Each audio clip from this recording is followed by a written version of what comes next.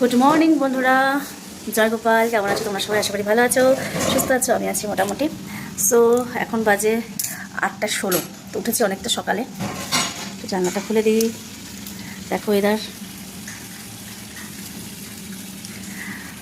So রান্না বসিয়ে দিয়েছি।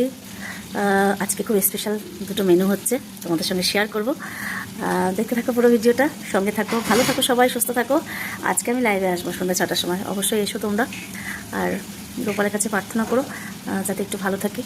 আর দেখো, মন খারাপ করে কিছু হবে না, সময়টা এরকম যাচ্ছে, জানো তো, সময়টা যাচ্ছে এরকম, যেটাতে সামলাতে পারছি না। মেয়ের হঠাৎ করেই 2-3 দিন ধরে খুবই পেটে ব্যথা। তো কালকে রাতে ওকে ডাক্তার দেখাতেই হলো, কারণ ও থাকতে পারছিল না ব্যথায়। তো কাল রাতে ওকে একজন ডাক্তারকে দেখানো হলো।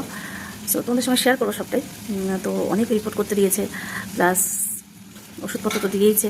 তো যাই হোক, সবটাই আনা হয়েছে। এবার সেটার জন্য আমাদের কী বলতো, সরকারি চাকরি হোক আর কোম্পানির জব হোক, আমরা একটা সিস্টেম অনুযায়ী চলি। সেখান থেকে না একটা বাধা একটা ইনকাম, সেখান থেকে আমাদের চলাফেরা। তো সেখান থেকে যদি একটু ডিসব্যালেন্স হয়ে যায়, তো আমাদের চলাটা কিন্তু সমস্যা হয়ে যায়। সেটাই হয়েছে।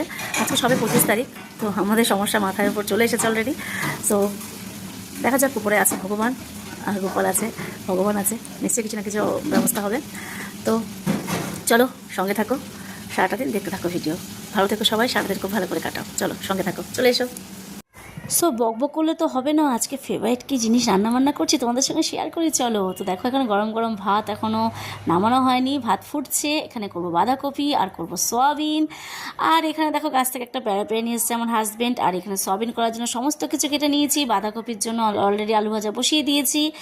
সো চলো চলো চলো চলো তোমাদেরকে দেখাই। আর একটা দারুণ জিনিস, সেটা হচ্ছে কি বলো তো, পকোড়া, বাঁধাকপির পকোড়া। একটু পেঁয়াজ দিয়ে, একটু ধনেপাতা দিয়ে, লঙ্কার গুঁড়ি দিয়ে, নুন হলুদ দিয়ে, একটু চিনি দিতে পারো, বাট আমি চিনি দিইনি। বেসন দিয়ে ভালো করে চটকে মেখে নিলাম লবণ টবণ দিয়ে। সো আমি আগে আমার হাজব্যান্ডের জন্য করে দেবো, ওকে তাহলে টিফিনও দিতে পারবো, একটু খেয়ে যেতে পারবে। তো দেখো বাঁধাকপি অর্ধেক হয়ে গেছে।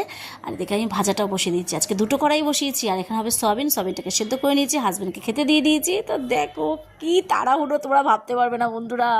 সো এটা আমাদের জন্য বসিয়ে দিয়েছি। তো আমার হাজব্যান্ড কিন্তু অলরেডি অফিসের জন্য রওনা দিয়ে দিয়েছে, মানে বেরিয়ে গেছে। তো দেখো বাঁধাকপি হয়ে গেছে, সয়াবিন বসিয়ে দিয়েছি, সয়াবিনের তরকারি হচ্ছে। তো সয়াবিনটা করেছি আমার ছেলের জন্য। আমার ছেলে বাঁধাকপি কিন্তু একদম মুখে দেয় না, ওর প্রচণ্ড গ্যাস হয়, তো ও খাবে না। তো এরপরে আমি রুটি করে নিচ্ছি আমি আর আমার ছেলের জন্য। তো ছেলে সয়াবিন দিয়ে রুটি দিয়ে খাবে, আমি বাঁধাকপি দিয়ে খাবো। আমি বাঁধাকপি ভীষণ ভালোবাসি খেতে।